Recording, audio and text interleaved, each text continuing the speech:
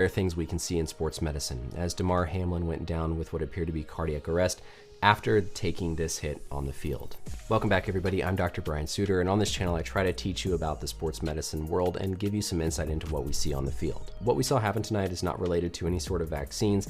This is almost certainly something called commotio cordis, an extremely rare condition that's one of those things that we typically only think we're going to read about in textbooks. Essentially what can happen is if you have a blunt trauma to the chest that occurs at exactly the right time in the cardiac electrical cycle, your heart can be sent into cardiac arrest. As Hamlin comes in here, we can see this square hit to the front of his chest. We see him get back up momentarily before ultimately collapsing back down to the ground and requiring CPR on the field. This is a tracing of our heart's electrical activity. Basically, this is one cycle of the heart squeezing.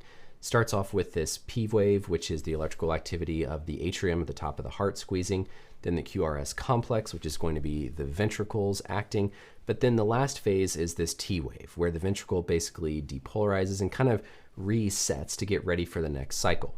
Commotio cordis to happen, you have to suffer this blunt trauma to the chest at exactly the right moment, specifically on this upstroke of the T wave, in order for the heart to then be sent into this arrhythmia and subsequent cardiac arrest.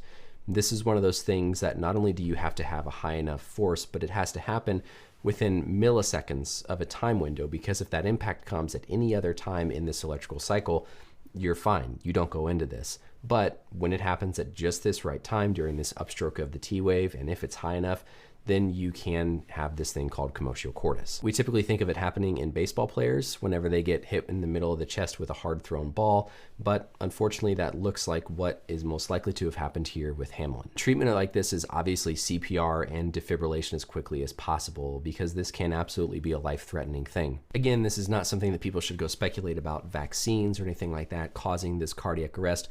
There was a clear contact, a clear trauma, and I think a clear reason why unfortunately this happened for Hamlin. My thoughts and prayers go out to the player, go out to his family, everybody else there on the field, the medical staff taking care of him.